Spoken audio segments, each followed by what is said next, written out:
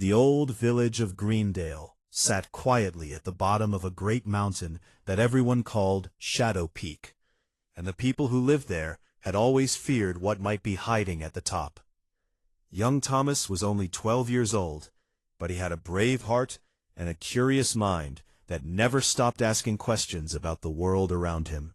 He lived with his grandmother in a small wooden house near the edge of the village, and every night she would tell him stories about the mountain and the strange things that happened there long ago. "Why do people never go up there?" Thomas asked his grandmother one evening, as they sat by the warm fire. His grandmother looked at him with her kind old eyes and said, "Because many years ago something terrible happened on that mountain, and ever since then anyone who climbs too high never comes back down again." Thomas felt a shiver run down his spine, but he was not the kind of boy who let fear stop him from wanting to know the truth. He had heard many stories about Shadow Peak from the other villagers, and each story was different from the last. Some said there was a dragon living in a cave at the top, while others believed that an evil witch had put a curse on the entire mountain. A few people even whispered that the mountain itself was alive and would swallow anyone who dared to climb it. The next morning, Thomas woke up early and walked through the village to visit his best friend, a girl named Sarah, who was the same age as him. Sarah had long brown hair and bright green eyes, and she was even braver than Thomas in many ways. Her father was a blacksmith who made tools and weapons for the village, and she had learned how to be strong and fearless from watching him work. "I want to climb Shadow Peak," Thomas told her as they sat together under a big oak tree. Sarah's eyes went wide with surprise, and she asked, "Are you crazy? You know what happens to people who go up there?" "But what if all those stories are just made up to scare us?" Thomas replied, with determination in his voice. "What if there is something wonderful at the top that nobody has ever seen? I cannot spend my whole life being afraid of something I do not understand." Sarah thought about his words for a long moment, and then a small smile appeared on her face. "You are right," she said finally. "If you are going up that mountain, then I am coming with you. We will discover the truth together." The two friends spent the next few days preparing for their secret adventure. They gathered food, water, and warm clothes, and they told their families that they were going camping in the forest near the village. Thomas felt guilty about lying to his grandmother, but he knew she would never let him go if she found out the truth. On the morning of their departure, the sky was clear and blue, and the sun was shining brightly over Greendale. Thomas and Sarah met at the edge of the village where the path to the mountain began, and they looked at each other with nervous excitement. "Are you ready?" Thomas asked. "I was born ready," Sarah answered with a grin. They started walking toward Shadow Peak, and the closer they got, the darker and colder the air around them became. The trees grew thicker and taller, blocking out much of the sunlight, and strange noises echoed through the forest. Thomas heard birds calling out in voices he had never heard before, and he saw shadows moving between the trees that made his heart beat faster. After several hours of walking, they reached the base of the mountain, and they stopped to rest and eat some bread and cheese. The mountain looked even more frightening up close than it did from the village. Its rocky surface was covered with dark moss, and thick fog rolled down from the top like a ghostly river.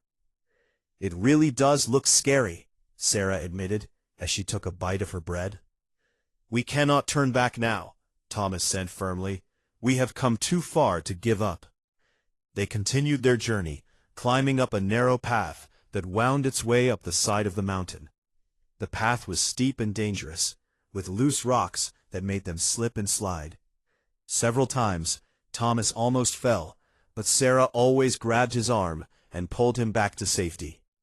As they climbed higher and higher, the fog grew thicker until they could barely see a few feet in front of them. The temperature dropped, and their breath came out in white clouds. Thomas wished he had brought warmer clothes, but it was too late to worry about that now. Suddenly, Sarah stopped and pointed ahead. "Do you see that?" Thomas squinted through the fog and saw a faint light glowing in the distance. It was coming from somewhere higher up on the mountain, and it pulsed slowly like a heartbeat. What could that be? He wondered aloud. "There's only one way to find out," Sarah said, and she started climbing toward the light. Thomas followed close behind her, his heart pounding with both fear and excitement. He had no idea what they would find when they reached that strange glow, but he knew that their adventure was only just beginning. The light grew brighter as they approached, and soon they could hear a strange humming sound coming from the same direction.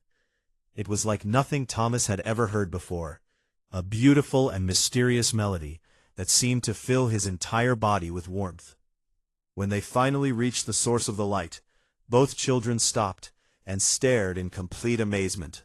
Before them stood a massive stone door, carved into the side of the mountain, covered with ancient symbols that glowed with golden light. The door was at least 20 feet tall and looked like it had been there for thousands of years. "This is incredible," Sarah breathed. "Who could have built something like this?" Thomas reached out his hand and touched the cold stone surface, and the moment his fingers made contact, the glowing symbols began to move and swirl. The humming sound grew louder, and the ground beneath their feet started to shake. "What is happening?" Sarah cried out. Before Thomas could answer, the massive stone door began to open slowly, revealing only darkness beyond. Thomas and Sarah stood frozen in front of the massive stone door as it slowly opened before them. The grinding sound of ancient rock echoed through the foggy mountain air, and dust fell from the edges like tiny waterfalls. Neither of them could move or speak as they watched the darkness beyond the door begin to reveal itself. When the door finally stopped moving, a soft blue light started to glow from somewhere deep inside the mountain. It was different from the golden light that had covered the stone symbols, gentler and more welcoming. Thomas felt his fear begin to fade away, replaced by a powerful curiosity that pulled him forward like an invisible hand. "Should we go inside?" Sarah asked in a whisper. Thomas nodded slowly and said, "I think we have to. Something is calling us in there, and I need to know what it is." The two friends took each other's hands and stepped through the doorway together. The moment they crossed the threshold, the air around them changed completely. It became warm and pleasant, like a perfect spring day, and the smell of flowers filled their noses. They found themselves standing in a long tunnel made of smooth white stone that seemed to glow from within. The blue light came from crystals embedded in the walls, ceiling, and floor, creating a magical glow that made everything look like a dream. Thomas had never seen anything so beautiful in his entire life. "This is amazing," Sarah said with wonder in her voice. "It looks like a palace built for a king." They walked slowly down the tunnel, their footsteps making soft sounds on the smooth floor. The passage twisted and turned, going deeper and deeper into the heart of the mountain. Along the way, they saw more ancient symbols carved into the walls, but these ones did not glow like the ones on the door. After what felt like an hour of walking, they came to a large circular room with a high ceiling that disappeared into darkness. In the center of the room stood a pedestal made of pure silver, and resting on top of it was a small crystal ball that shone with brilliant white light. "What is that?" Thomas wondered as he moved closer to examine it. But before he could reach the pedestal, a voice suddenly filled the room. It was neither male nor female, neither young nor old, but somehow all of these things at once. "Welcome, young travelers," the voice said. "I have been waiting for someone like you for a very long time." Thomas and Sarah spun around, looking for the source of the voice. The room appeared to be completely empty, except for themselves and the glowing crystal. "Who are you?" Sarah called out bravely. "Show yourself." I am the guardian of the mountain, the voice replied. I have watched over this place for more than 1,000 years, protecting its secrets from those who would use them for evil. But now I am growing weak, and I need someone to take my place. Thomas stepped forward and asked, "Why us? We are just children from the village below. We do not have any special powers or abilities." The voice laughed gently, and the sound was like wind chimes dancing in a summer breeze. "That is exactly why I chose you," it explained. "You have something far more valuable than power.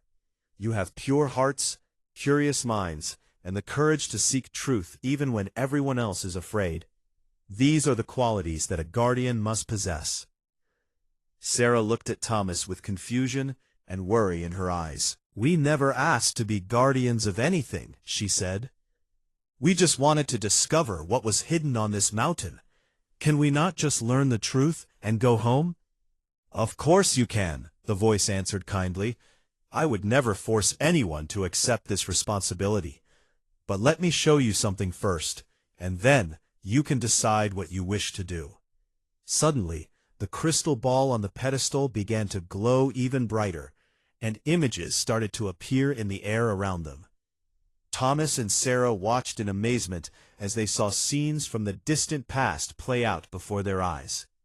They saw a beautiful kingdom that had once existed where their village now stood. The people were happy and peaceful, living in harmony with nature and each other. Great towers of white stone reached toward the sky, and gardens full of colorful flowers surrounded every building. It was a paradise unlike anything Thomas could have imagined. But then the images changed, showing a dark army marching toward the kingdom. The soldiers wore black armor and carried weapons that crackled with evil energy. At their head rode a figure cloaked in shadows, and even looking at the image of this person made Thomas feel cold and sick inside. "This was the Dark Emperor," the voice explained. "He wanted to conquer the entire world and make everyone his slaves. The people of the kingdom fought bravely against him, but they were losing the war." The images showed terrible battles, with fire and destruction everywhere. People ran screaming through the streets, and the beautiful towers crumbled and fell. It was the most horrible thing Thomas had ever seen. "But then," the voice continued, "a young man and woman came forward with a plan to save everyone. They discovered an ancient magic hidden deep within the mountain, a power that could protect the innocent and defeat evil. They became the first guardians, and they used this magic to banish the Dark Emperor to a prison far away." The images showed two young people standing together, their hands joined and their eyes glowing with brilliant white light. A wave of energy burst from their bodies and swept across the land, pushing back the dark army and sending the evil emperor flying into a swirling black hole that appeared in the sky. "The kingdom was saved, but the magic came with a price," the voice said sadly. "The guardians could never leave the mountain, and they had to spend eternity watching over the seal that kept the Dark Emperor trapped. Over time, the kingdom faded away, and the people forgot what had happened. They built a new village and created stories about the mountain to keep people away from the ancient secrets." Thomas felt tears in his eyes as he watched the final images fade away. He understood now why the villagers were afraid of Shadow Peak. The stories they told were echoes of a truth that had been lost long ago. "Is the Dark Emperor still trapped?" Sarah asked nervously. "Yes, but the seal is weakening," the voice admitted. "I am the last guardian, and I cannot hold it much longer. If someone does not take my place soon, the seal will break, and the Dark Emperor will return to finish what he started 1,000 years ago." Thomas looked at the glowing crystal ball, and then at Sarah. Thomas turned to Sarah with determination burning in his eyes. He had made up his mind about what needed to be done, even though the thought of it scared him more than anything he had ever faced before. "We have to help," he said firmly. "We cannot let the Dark Emperor escape and hurt innocent people. If we walk away now, and something terrible happens, I will never be able to forgive myself." Sarah nodded slowly, and although fear was visible on her face, she stood tall and proud beside her friend. "I knew you would say that," she replied, "and I feel the same way. We came here to discover the truth, and now we know what is really happening. It would be wrong to pretend we never learned any of this." The Guardian's voice spoke again, and this time it sounded warmer and more hopeful than before. "Your bravery fills my heart with joy," it said, "but I must warn you that becoming a Guardian is not easy. There are trials you must face first, tests that will challenge your body, mind, and spirit. Many have tried before you and failed." "What kind of trials?" Thomas asked. "There are 3 chambers beyond this room," the Guardian explained. "Each one contains a challenge that you must overcome together. The first will test your courage, the second will test your wisdom, and the third will test your bond of friendship. Only by passing all 3 can you prove yourselves worthy of becoming the new Guardians." Sarah squeezed Thomas's hand tightly and said, "We can do this. We have always faced everything together, and this will be no different." A doorway suddenly appeared in the wall of the circular room, revealing another tunnel bathed in red light. Thomas took a deep breath and started walking toward it. Their hearts beat fast as they entered the first chamber. The room they stepped into was large and dark, with only a few torches providing light along the walls. In the center of the space stood something that made both children gasp in terror. It was a massive creature with the body of a lion, the wings of an eagle, and the tail of a serpent. Its eyes glowed like hot coals, and smoke poured from its nostrils with every breath. "Do not be afraid," the Guardian's voice echoed through the chamber. "This is the beast of fear, and it feeds on the terror of those who face it. The more scared you become, the stronger it grows. The only way to defeat it is to master your own fear." The beast let out a tremendous roar that shook the entire room. Thomas felt his knees go weak, and every instinct in his body told him to run away as fast as he could. But he forced himself to stand his ground and stare directly into the creature's burning eyes. "I am afraid," he admitted out loud. "I am more afraid than I have ever been in my life, but I refuse to let that fear control me." Sarah stood beside him and added, "Fear is just a feeling, and feelings can be overcome. We are braver than our fear, and we will prove it." As they spoke these words, something amazing began to happen. The beast started to shrink, growing smaller and smaller with each passing moment. Its roar became a whimper, and its glowing eyes dimmed until they looked almost sad. Within minutes, the terrifying monster had become nothing more than a small kitten sitting on the floor. "You have passed the first trial," the Guardian announced proudly. "By acknowledging your fear instead of hiding from it, you took away its power over you. This is true courage." A new doorway opened on the opposite side of the chamber, and the 2 friends walked through it into the second room. This chamber was bright and filled with strange mechanical devices, spinning wheels, and puzzles of every shape and size. In the center of the room was a large table covered with pieces of a complicated puzzle. "Welcome to the Chamber of Wisdom," the Guardian said. "Before you is a puzzle that has no solution, or at least no solution that anyone has ever found. You have 1 hour to figure out how to solve it, or you will fail this trial." Thomas and Sarah rushed to the table and began examining the puzzle pieces. There were hundreds of them, all different shapes and colors, and none of them seemed to fit together in any logical way. They tried every combination they could think of, but nothing worked. As the minutes ticked away, Sarah began to feel desperate. "This is impossible," she cried. "How can we solve something that has no solution?" Thomas stopped what he was doing and thought carefully about the Guardian's words.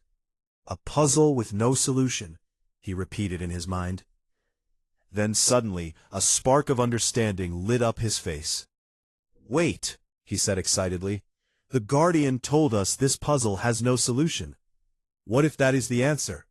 What if the wise thing to do is to recognize when something cannot be solved, and not waste time trying to force an answer?" Sarah's eyes went wide with realization. "Of course," she exclaimed. "Wisdom is not just about knowing how to solve problems.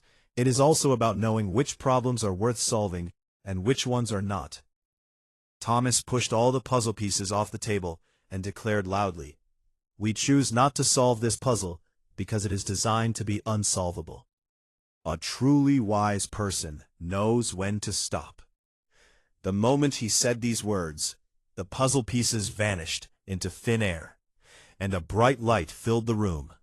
"You have passed the second trial," the Guardian said with obvious pleasure in its voice.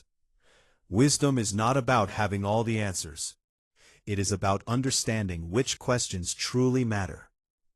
The third doorway appeared, but this time, the passage beyond it was pitch black.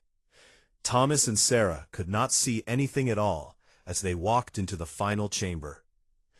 "This is the Chamber of Friendship," the Guardian explained. "In this room, you will face your greatest challenge yet. You must trust each other completely, even when everything seems to be falling apart." Suddenly, Thomas felt Sarah's hand slip away from his. He heard her scream his name from somewhere in the darkness, but when he tried to run toward the sound, he found that he could not move. His feet were stuck to the floor, as if glued there. "Sarah," he shouted, "where are you? Can you hear me?" "Thomas," her voice came back, full of fear. "Something is pulling me away. I cannot see anything. Help me." A cruel voice that was different from the Guardian's began to laugh in the darkness. "Your friendship is weak," it taunted them. "You only pretend to care about each other. Deep down, you are both selfish and would abandon the other to save yourselves." "That is a lie," Sarah screamed. "Thomas would never abandon me, and I would never abandon him." Thomas felt tears streaming down his face as he struggled against whatever was holding him. "I believe in you, Sarah," he called out into the black void. "I know you are the bravest and best friend I have ever had. No matter what happens, I will never stop believing in you." "And I believe in you, Thomas," Sarah shouted back. "You are kind and good and true. Our friendship is stronger than any darkness." As their voices filled the chamber, something remarkable started to happen. Light began to glow from both of their hearts, cutting through the blackness like twin suns. The light grew brighter and brighter, until it illuminated the entire room, revealing that they had been standing only a few feet apart the whole time. The cruel voice let out a terrible scream, and faded away into nothing. Thomas and Sarah ran to each other and embraced, both of them crying with relief and happiness. "You have passed the final trial," the Guardian announced with joy. "True friendship cannot be broken by fear, doubt, or darkness. You have proven yourselves worthy." Thomas and Sarah found themselves back in the circular room with the silver pedestal and the glowing crystal ball. But now everything looked different somehow, more real and more magical at the same time. They could feel energy pulsing through the air around them, and they understood that they had changed during their journey through the three chambers. "You have proven yourselves worthy," the Guardian said, and for the first time, a figure began to appear before them. It was an old woman with silver hair that flowed down to her feet and eyes that sparkled like stars. She looked tired and worn, but her smile was full of kindness and hope. "I am Alara, the last of the original Guardians," she said gently. "I was the young woman who helped seal the Dark Emperor away so many centuries ago. My partner Marcus passed his power to the next generation long ago, and now it is finally my turn to do the same." Sarah stepped forward and asked, "Will you disappear when you give us your power? Will we never see you again?" Ilara laughed softly and shook her head. "I will not disappear," she explained. "I will become part of the mountain itself, joining my spirit with the stone and the earth. I will always be here, watching over you and guiding you when you need help. And one day, many years from now, you will pass your power to the next generation of guardians, just as I am doing now." Thomas felt both honored and nervous as he listened to her words. "But we are just children," he said. "How can we be responsible for protecting the entire world?" Ilara walked toward him and placed her gentle hand on his shoulder. "Being young does not mean you are weak or unable. In fact, young hearts often have more courage and love than those who have grown old and tired. You have already proven that you can face fear, think clearly, and trust in each other. These are the only qualities you need." She turned to Sarah and added, "You will not carry this burden alone. You have each other, and that is the greatest strength of all." The original Guardians were two people working together, and so it must always be. One person alone cannot hold back the darkness, but two friends united can accomplish anything. Ilara moved to the silver pedestal and placed her hands on the glowing crystal ball. The white light intensified, filling the room with warmth and brilliance. Thomas and Sarah had to shield their eyes from the glow. "Come forward, both of you," Ilara instructed. "Place your hands on the crystal, and the power of the Guardians will flow into your hearts. It will not hurt, but it will change you forever. You will be able to sense danger from far away, speak to the spirits of the mountain, and protect the seal that keeps the Dark Emperor trapped." The two friends looked at each other one final time, silently asking if they were ready. They both nodded, and together they stepped forward and placed their hands on the crystal. Immediately, Thomas felt a rush of energy surge through his body. It was like jumping into a cold river on a hot summer day, shocking at first, but then refreshing and wonderful. He could feel the power of 1,000 years flowing into him, filling every part of his being with strength and purpose. Beside him, Sarah gasped as she experienced the same incredible sensation. Images flashed through their minds, memories from all the Guardians who had come before them. They saw brave men and women who had dedicated their lives to protecting the world from evil. They felt the love these people had for each other and for the innocent people they served, and they understood at last what it truly meant to be a Guardian. When the light finally faded, Thomas and Sarah opened their eyes and looked at themselves in amazement. They did not look any different on the outside, but they could feel that something inside them had completely transformed. They were no longer just two curious children from a small village. They were the new Guardians of the mountain, protectors of the seal that kept the world safe. Ilara smiled at them one last time, before her body began to glow and fade away. "Remember," she said as she disappeared, "the power of the Guardians comes from love and friendship. As long as you stay true to each other, nothing can defeat you. I believe in you both." And then she was gone, her spirit merging with the mountain just as she had promised. Thomas and Sarah stood alone in the chamber, the weight of their new responsibility settling on their shoulders. But they did not have time to rest or reflect on what had happened. The moment Ilara vanished, the entire mountain began to shake violently. Cracks appeared in the walls and ceiling, and a terrible sound echoed from somewhere deep below. "What is happening?" Sarah cried out. Thomas closed his eyes and focused on his new powers, reaching out with his mind to sense what was wrong. What he discovered made his blood run cold. "The seal," he gasped. "It is breaking. The Dark Emperor is trying to escape." They ran through the tunnels as fast as their legs could carry them, following a path that their new instincts showed them. The deeper they went into the mountain, the louder the terrible sounds became. They heard crashes and explosions, and they felt waves of evil energy pushing against them like a physical force.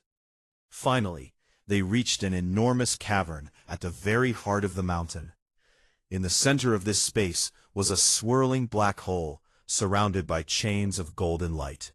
The chains were the seal that Alara and Marcus had created 1,000 years ago, and they were breaking one by one. "We have to strengthen the seal," Thomas shouted over the noise. "If the Dark Emperor gets free, everyone in the village will be in danger." Sarah grabbed his hand and said, "Tell me what to do. We can stop this together." Thomas reached into the knowledge that the Guardian power had given him and found the answer. "We need to pour our energy into the chains," he explained quickly. "But it will drain us completely. We might not survive."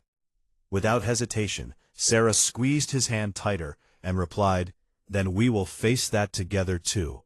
"I am not afraid." They ran toward the seal and placed their free hands on the golden chains. Immediately, they felt their energy being pulled out of them like water from a sponge. The pain was incredible, worse than anything they had ever experienced, but they did not let go. The black hole roared with fury as the new power flowed into the chains. A voice came from the darkness, the voice of the Dark Emperor himself. "Foolish children," he bellowed. "You cannot stop me forever. One day I will break free, and when I do, I will destroy everything you love." "Maybe one day," Thomas shouted back defiantly, "but not today. Today you stay locked away." Sarah added, "And when you try again, we will be here waiting. We will always be here." Together, they pushed every last bit of their energy into the seal. The golden chains glowed brighter than ever, and new links formed to replace the ones that had broken. The black hole began to shrink, and the Dark Emperor's screams of rage faded into silence. When it was over, Thomas and Sarah collapsed on the ground, completely exhausted. They lay there in the darkness, barely able to breathe. But they were alive. And more importantly, the seal was stronger than before. "We did it," Sarah whispered weakly. Thomas managed to smile despite his exhaustion. "Yes," he agreed, "we did it together." Thomas and Sarah lay on the cold stone floor of the cavern for what felt like hours, slowly regaining their strength. The terrible shaking had stopped, and the mountain was quiet once again. Peace had returned to Shadow Peak, and the seal holding the Dark Emperor was stronger than it had been in centuries. When Thomas finally managed to sit up, he looked around the cavern with new eyes. He could see things he had not noticed before, patterns in the rock that told stories of ancient times, traces of energy flowing through the walls like rivers of light. His guardian powers were awakening more and more with each passing moment. "How do you feel?" Sarah asked as she slowly pulled herself into a sitting position beside him. "Strange," Thomas admitted. "Different. I can sense everything around us now. The heartbeat of the mountain, the spirits of the old guardians, even the people in the village far below. It is overwhelming, but also wonderful." Sarah nodded in understanding because she was experiencing the same thing. "We really are guardians now," she said with amazement in her voice. "I never imagined anything like this could happen to us." They helped each other stand up and began the long walk back through the tunnels toward the surface. As they traveled, Elara's voice spoke to them from within the stone itself, guiding them and teaching them more about their new responsibilities. "The power you now carry will grow stronger as you grow older," she explained gently. "But you must also live normal lives and not let your duties consume you completely. The guardians who came before learned that balance is essential. You must still be children, still play and laugh and learn about the world. The seal does not require your constant attention, only your readiness to act when danger threatens." Thomas felt relieved to hear this, because he had been worried that becoming a guardian meant giving up everything else. "So we can still go home?" he asked hopefully. "We can still see our families and friends?" "Of course," Elara assured them. "Your home is where your heart lives, and protecting the people you love is the very purpose of being a guardian. Go back to your village, live your lives, and treasure every moment. But remember your duty, and when the mountain calls, you must answer. When Thomas and Sarah finally emerged from the stone door and stepped back onto the mountainside, they were amazed to discover that the sun was setting. They had been inside the mountain for an entire day without realizing it. The fog that had covered Shadow Peak was gone, and they could see the village of Greendale far below, its windows glowing with warm firelight.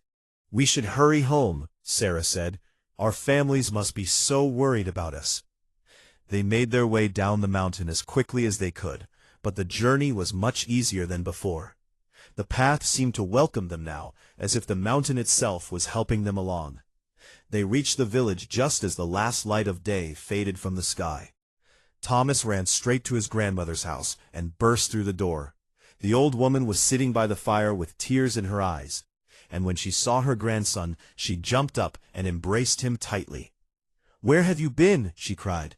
"I have been so worried. Everyone has been searching for you all day." Thomas hugged her back and said, "I am so sorry, grandmother, but something important happened. Something I need to tell you about." He sat down with her and told her everything, from the moment he and Sarah decided to climb the mountain to their transformation into guardians. His grandmother listened with wide eyes, and when he finished, she was silent for a long moment. "I always knew there was something special about you," she said finally, reaching out to touch his face with her wrinkled hand. "Your parents would be so proud. They died protecting others, and now you have dedicated your life to doing the same thing." Thomas had not known that about his parents before, and tears filled his eyes as he understood that being a guardian was somehow his destiny. "I will make them proud," he promised. "I will protect everyone in this village, no matter what."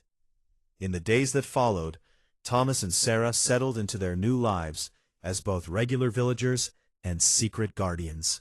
They went back to their normal routines, helping with chores, playing with other children, and learning their lessons. But now everything felt different, because they knew the truth about the mountain and the important role they played in keeping everyone safe.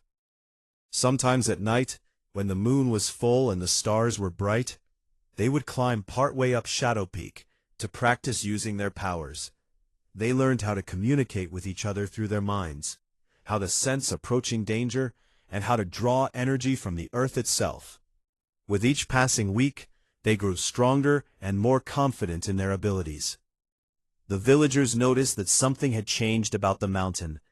The dark clouds that had always hung over the peak began to fade away, and animals that had avoided the area for generations started to return. People whispered that maybe the curse on Shadow Peak was finally lifting, though no one knew why. Thomas and Sarah kept their secret carefully, knowing that most people would not believe the truth. But they did share it with a few trusted souls, including Thomas's grandmother and Sarah's father. These wise adults promised to help the young guardians in any way they could. Years passed, and Thomas and Sarah grew from children into young adults. Their friendship deepened into something even more powerful, a bond that could never be broken by time or distance. They faced many challenges together, including moments when the seal on the Dark Emperor showed signs of weakening, and they had to rush up the mountain to strengthen it once more. But through it all, they never forgot what Alara had taught them. They lived full and happy lives, filled with love and laughter and all the normal joys that make life worth living. They knew that being a guardian did not mean sacrificing happiness. Instead, it meant protecting the happiness of everyone around them. One evening, many years after their first adventure, Thomas and Sarah sat together on a hill overlooking the village. The sun was setting, painting the sky in beautiful shades of orange and pink, and they could see children playing in the streets below. "Do you ever regret it?" Sarah asked, looking at her oldest and dearest friend. "Do you ever wish we had never climbed that mountain?" Thomas smiled and shook his head. "Not for a single moment," he replied. Everything that has happened to us, every challenge we have faced, every scary moment, and every triumph, it has all been worth it. We found a purpose greater than ourselves, and we found each other. What more could anyone ask for? Sarah leaned against his shoulder and sighed contentedly. You are right, she agreed. We have been given an incredible gift, and I am grateful for it every day. They sat there in peaceful silence as the stars began to appear in the darkening sky. Above them, Shadow Peak stood tall and proud, no longer a symbol of fear, but a beacon of hope. The ancient secrets within the mountain were safe, guarded by two friends whose love and courage would never fade. And somewhere deep inside the stone, Elara's spirit smiled, knowing that she had chosen wisely. The future of the world was in good hands, and as long as Thomas and Sarah remained true to each other, the darkness would never prevail. The story of the Mountain Guardians was far from over, but for now, all was well in the village of Greendale.